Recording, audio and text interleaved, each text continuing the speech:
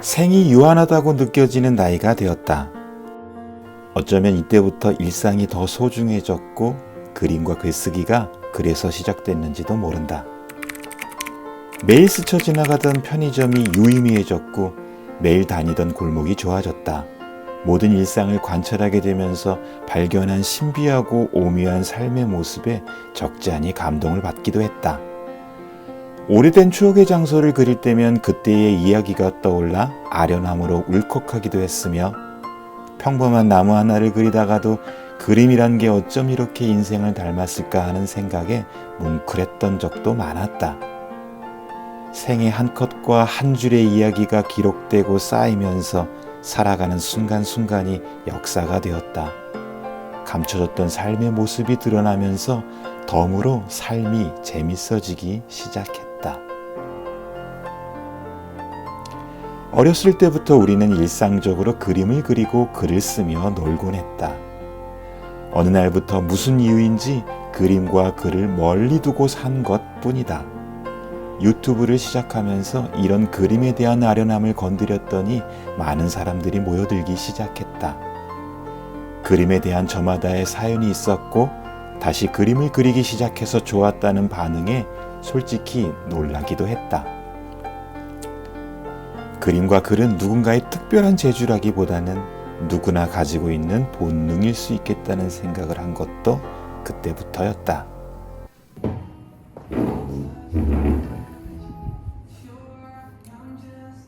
그림과 글은 마음을 부지런히 쓰는 일이다. 그래서 정신 건강에 딱 좋은 운동법이라고 생각했다. 무언가를 그리려면 마음이 움직여야 하고 글을 쓰기 위해 의미를 찾게 되면서 마음을 뒤적거려야 하기 때문이다. 육체의 건강만큼 정신 건강도 잘 챙기려면 더 그리고 더 쓰는 쪽을 택하는 것이 좋겠다고 생각한 이유이기도 하다. 그림이나 글이나 무용한 것이 아니라 어쩌면 꽤나 유용한 지혜일지도 모른다. 여행을 다닐 때 여행자의 눈은 모든 순간을 놓치지 않는다. 하다못해 길 옆 잡초 하나에까지 의미를 붙인다. 여행자의 시선은 늘 이랬다. 여행지에선 별거 아닌 것들이 특별해지는 이유다. 그림을 그리면 눈이 일상을 자주 뒤적거린다. 여행을 하는 것과 같다고 생각했다. 그래서 그림 그리기는 지루한 일상을 여행으로 바꿔준다고 믿는다. 어쩌면 그림을 그리면서 얻은 것 중 제일 괜찮은 것이 여행자의 시선이라고 생각했다. 어느 날은 길을 걷다가 아주 평범한 창문이 눈에 들어와 그림으로 그린다. 그러면 그날의 생각과 마음이 고스란히 그 창문 그림에 담긴다. 이 그림은 유럽의 그 어떤 고풍스러운 창문 그림보다 소중해진다. 가깝고 넓은 길보다는 먼 길 돌아 좁고 복잡한 길을 찾는 이유이기도 하다.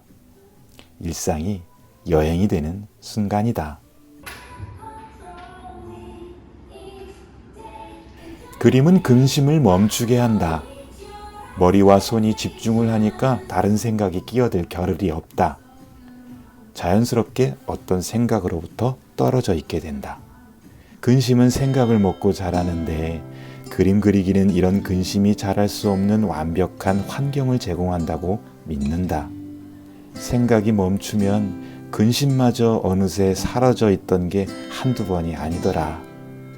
영화 고흐 영혼의 문에서 고흐도 같은 말을 했다. 왜 그림을 그리나요? 친구인 닥터 폴이 묻는다. 고흐가 이렇게 말한다. 생각을 안 하려고요. 생각을 멈추면 그제서야 느껴져요. 내가 안과 밖의 모든 것의 일부라는 것을요. 그림은 새살을 돋게 하는 후시딘 같다. 깊게 파여 쓰리고 아팠던 마음의 상처 위에 그림 후시딘을 바르면 깊게 스며들어 말랑말랑한 새살이 돋는다. 나이를 먹을수록 상처받을 일이 없을 것 같았다. 어쩌다 생긴 상처쯤이야 살아온 시간만큼 경험도 많을 테니 금세 나을 줄 알았다.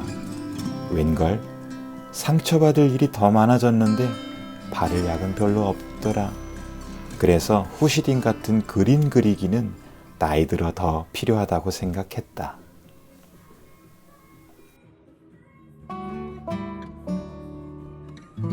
무용한 것을 좋아한다. 쓸모없다는 것의 기준이 모호하지만 좋아하는 사람을 위해 꽃을 사거나 얼굴을 그림으로 그려주는 일, 카페에 앉아 사색을 하는 일이나 글을 쓰는 일 같은 게 무용한 것이라면 난 무용한 것을 좋아한다. 드라마 미스터 선샤인 속 김희성의 대사에서 무용이라는 단어가 자꾸 생각났다. 내 원체 아름답고 무용한 것을 좋아하오.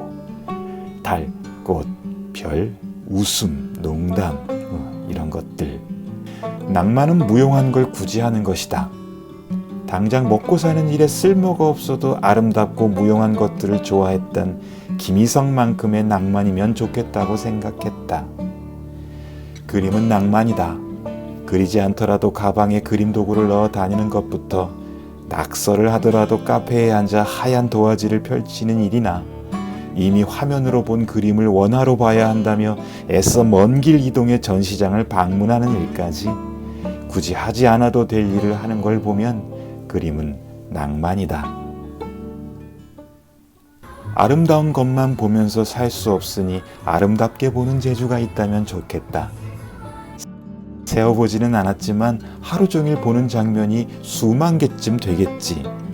아마도 대부분 여행지도 아니고 일상이라 평범한 장면들이겠지만 이왕이면 이런 장면 중 몇 개 정도는 아름답게 볼 수 있다면 좋겠다.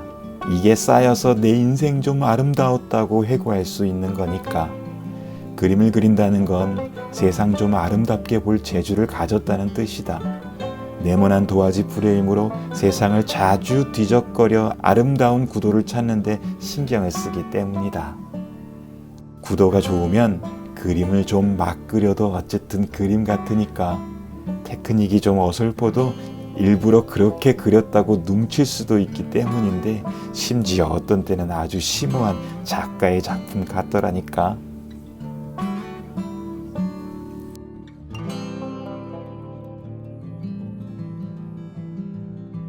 시간 가는 줄 모르고 집중하는 일이 삶의 허기를 달래거나 공허한 마음을 채우는 일이라는 걸 나는 요즘 코끝에서 경험한다.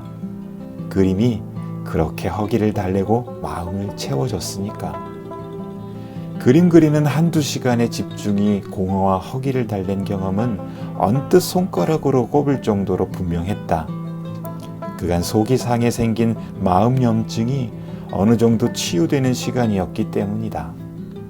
살아있으니 감기처럼 언제라도 다시 찾아올 공허와 허기이고 이 때문에 마음 염증을 또 앓겠지만 두통이나 열이 날 때 타이레놀을 먹는 것처럼 적어도 그림이 그 순간의 고통을 가라앉혀줄 상비약이라는 것은 의심하지 않는다.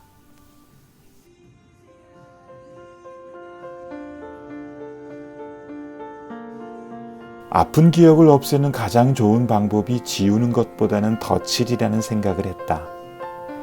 지우개의 쓸모를 생각하며 그림을 그리다가 깨달은 지혜였다.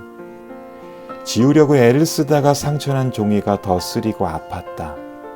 남겨진 지우개똥에 처절했던 전투의 잔재를 처리하는 게 힘들었다. 지울 수 있으니 자꾸 뒷걸음질만 치는 것 같았고 그래서 한 발도 못 나갔다. 지우개를 믿었다가 된통 당한 일이 오히려 더 많았다. 그림은 인생이다. 지우개를 쓰지 말고 실수한 선을 그냥 놔둔 채 그대로 거침없이 그려간다. 지금은 마음에 남아 괴롭지만 나중에 실수한 선이 나만의 독특한 문양이 된다. 그렇게 인생은, 그림은 예측할 수 없어 아름답다. 인생을 알만한 나이가 됐지만 아직도 어설프고 서툴 때가 많다. 칭찬이나 배려 같은 감정을 표현하는 일에서부터 식당을 예약해야 하는 자질구레한 일까지 내가 무엇을 잘못하고 사는지 오히려 그림 그리면서 알아채는 일이 많아졌다. 선을 긋다가 소실점을 공부하다가 구도를 잡거나 어려운 수채화를 채색하다가 문득 그림이 인생을 가르쳐 주었다. 그림 그리다가 몇 번을 울컥했으니까. 그림을 그리는 순간이 꽤나 인생을 닮았다. 애둘러 빨리 가려 애쓰지 말고 차근차근 순서를 지키는 건 그림뿐 아니라 인생에서도 꽤 쓸모있는 거라는 걸 그림 그리면서 배운다. 그림이 어쩜 이렇게 인생과 같을까? 그림을 그리다가 뭉클했다.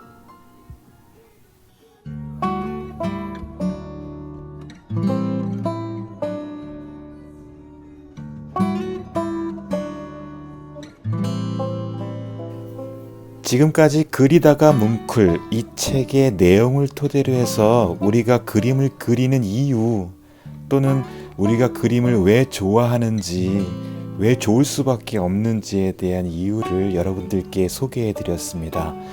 어떠셨어요? 여러분의 삶이 늘 그림 때문에 뭉클뭉클해지기를 바라요. 그래서 매일이 특별해지는 그런 순간들을 많이 여러분들 마음속에 간직하셨으면 좋겠습니다. 감사합니다. 또 봐요.